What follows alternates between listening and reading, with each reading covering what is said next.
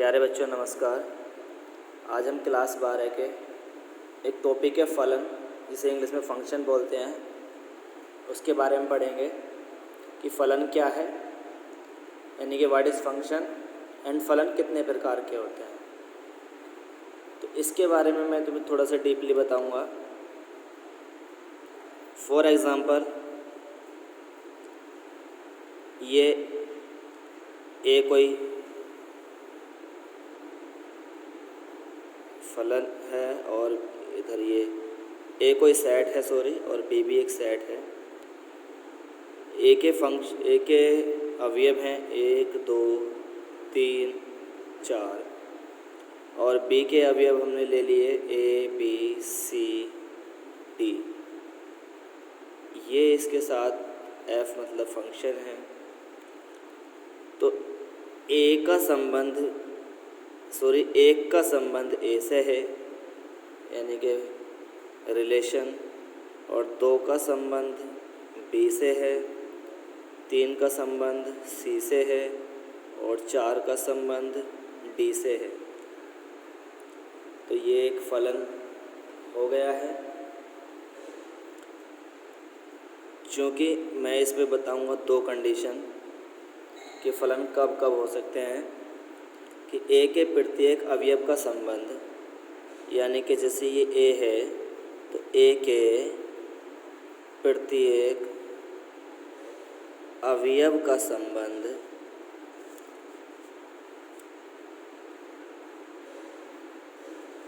B के किसी न किसी अवयव से हो, बी के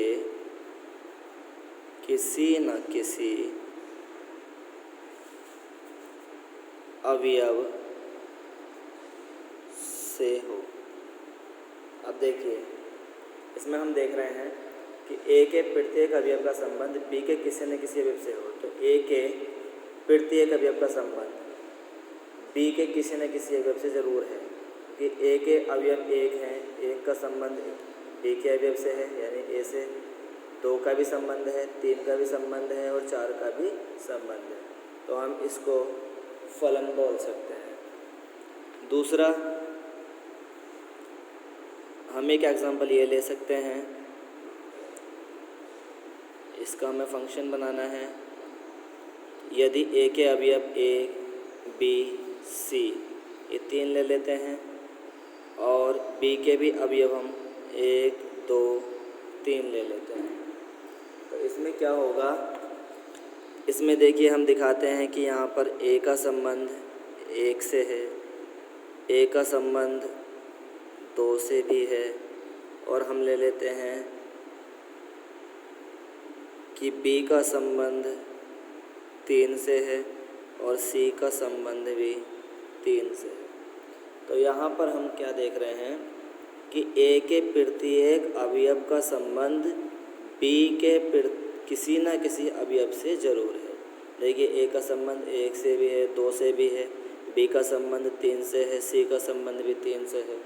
तो इस तरह से हम ये कह सकते हैं कि ये फलन है, लेकिन ये पहली कंडीशन के अकॉर्डिंग। लेकिन इसमें हम दूसरी कंडीशन क्या होती है हमारी, दूसरी कंडीशन ये होती है, दूसरी कंडीशन है हमारी कि ए के अवयवों का संबंध बी के 1 से अधिक अवयवों के साथ ना हो। जैसे हम यहाँ देख रहे थे कि ए के अवयवों का संबंध बी के 1 से अधिक अवयवों के साथ ना हो, यानी कि ए है, ए का संबंध बी के 1 से भी है और ए का संबंध बी के 2 से भी है। इसका मतलब ये कंडीशन हमारी यहाँ पर फेल हो जाती है। तो इसको हम कह सकते हैं कि यह एक फलन नहीं है। यहाँ बी का 3 के साथ भी है, सी का 3 के साथ भी है, यानी कि ए के 2 अवयव हैं और बी के 1 ही अवयव के साथ है संबंध। ये तो हो सकता है, लेकिन ये नहीं हो सकता कि ए का अवयव 1 हो और बी के अवयव 2 हों, उनके साथ संबंध हो। यानी कि बी के 1 से अधिक अवयवों के साथ संबंध ना हो, बी के केवल 1 ही अवयव के साथ संबंध होना चाहिए, ए के चाहे जितने भी अवयव हों। जैसे यहाँ पर बी का केवल 3 अवयव है, इसके साथ में बी और सी ए के दो अवयवों के साथ संबंध है। तीसरी कंडीशन, तीसरा एग्जाम्पल हम ये ले सकते हैं, मैंने अभी इसमें बता भी दिया है आपको। ये फंक्शन है, ये ए है, ये बी है, यहाँ पर हम ए बी सी ले लेते हैं और यहाँ हम 1 2 3 करते हैं। तो मैंने अभी बताया था कि यदि ए का संबंध हम 1 के साथ ले लेते हैं, बी का संबंध हम 2 के साथ ले लेते हैं और सी का संबंध भी हम 2 के साथ ले लेते हैं, तो 3 हमारा यहाँ छूट जाता है। तो इसमें क्या हुआ, इसमें पहली कंडीशन पे आते हैं कि ए के प्रत्येक अवयव का संबंध बी के किसी न किसी अवयव से हो। तो ए के प्रत्येक अवयव का संबंध है, लेकिन बी के किसी न किसी अवयव से है, 1 से 2 से 3 से नहीं है, कोई बात नहीं।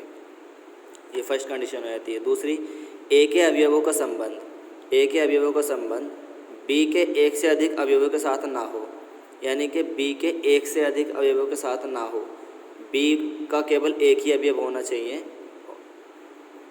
देखो, ए का अवयव 1 के साथ है, बी अवयव का संबंध 2 के साथ है और सी का भी 2 के साथ है, यानी कि बी की तरफ से केवल एक ही है और ए की तरफ से 2 हैं। तो ए की तरफ से 2 अवयव हो सकते हैं, 3 अवयव हो सकते हैं, बी की तरफ से केवल एक ही अवयव होना चाहिए।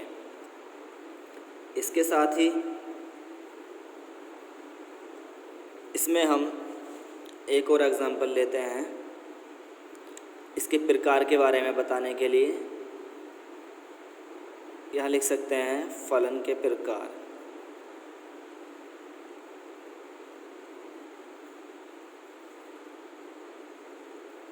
देखिए, दो कोई सेट है ए और बी,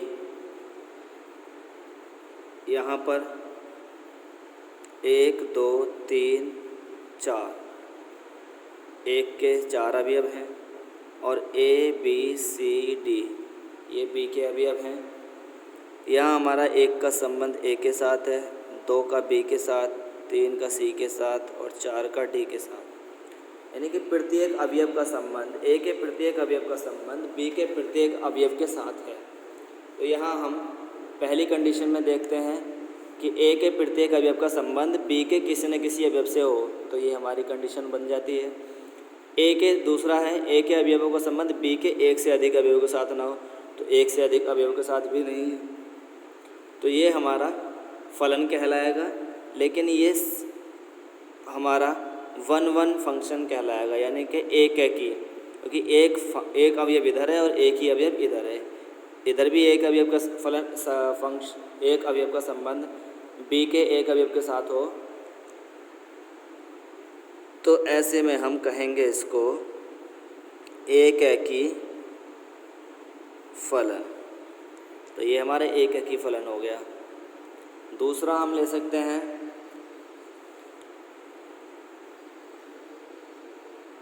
ए कोई सेट है, बी सेट है, ए के 1 2 3 अवयव हैं, बी के भी ए बी सी डी 4 अवयव हैं। फिर हमें क्या करना है, 1 का संबंध ए के साथ है, 2 का भी ए के साथ है और 3 का बी के साथ है, सी और डी छूट रहे हैं। तो इसमें हम ये कह सकते हैं, देखिए यहाँ पर पहली कंडीशन तो लाई हो रही है कि ए के प्रत्येक अवयव का संबंध है बी के साथ किसी न किसी के साथ। दूसरी में ए के अवयवों का संबंध बी से 1 से अधिक अवयव के साथ ना हो, तो बी के 1 से अधिक अवयव भी नहीं है, बल्कि ए के हैं 1 से अधिक अवयव, 1 और 2, इन दोनों का संबंध 1 के साथ है। तो जब दो अवयवों का ए के 2 अवयवों का या 1 से अधिक अवयवों का संबंध बी के किसी एक अवयव के साथ होता है, तो ऐसी कंडीशन में हम इसको बोलते हैं बहु एकैकी, बहु एकैकी फलन या बहु एक फलन। तो बहु एक फलन हो गया। तीसरी कंडीशन में हम यहाँ दिखा सकते हैं, ये ए और बी 2 सेट हैं, ए में हमारा 1 2 3 4 अवयव हैं, बी में ए बी सी 3 अवयव हैं। तो यहाँ हम 1 का संबंध ए के साथ, 2 का संबंध बी के साथ, 3 का संबंध भी बी के साथ और 4 का संबंध हम ले लेते हैं सी के साथ। तो इस तरह से देखिए, पहली कंडीशन की ए के प्रत्येक अवयव का संबंध बी के किसी न किसी अवयव से हो। तो ए के प्रत्येक अवयव का संबंध है और बी के किसी न किसी अवयव से है, यहाँ तो सबसे है। अच्छा ठीक है। दूसरी कंडीशन है कि हम ए के अवयवों का संबंध बी के एक से अधिक अवयवों के साथ ना हो। तो देखिए, ये भी कंडीशन हमारी यहाँ फॉलो हो रही है कि ए के तो 2 अवयव हैं, 2 और 3, लेकिन बी का केवल एक ही है। ऐसा नहीं हो सकता कि हम 2 इसके ले लें और 1 इसके साथ संबंध उसका बना दें, तो वो उल्टा हो जाएगा। तो यहाँ पर भी हम इसको लिख सकते हैं 2, चूँकि ए के 2 अवयवों का संबंध बी के साथ हो रहा है, इसलिए हम इसको बहु एकैकी फलन पढ़ेंगे।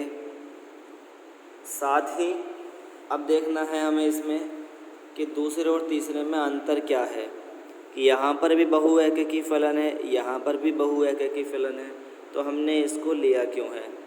हमने इसको इसलिए लिया है, यहाँ पर हम अंतर देखेंगे तो यहाँ पर दूसरे में हमने बी सेट के सी और डी दो अवयव बच रहे हैं। ए और बी अवयव के साथ केवल संबंध है ए के अवयवों का, और यहाँ पर ए के सभी अवयवों का संबंध बी के सभी अवयवों के साथ है।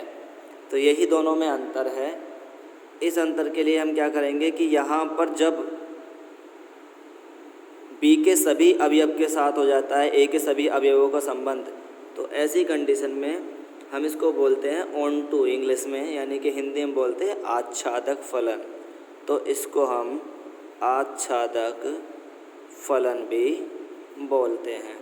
तो ये जो हमारा हो गया तीसरा, ये बहु एकैकी आच्छादक फलन हो चुका है, बहु एकैकी आच्छादक फलन।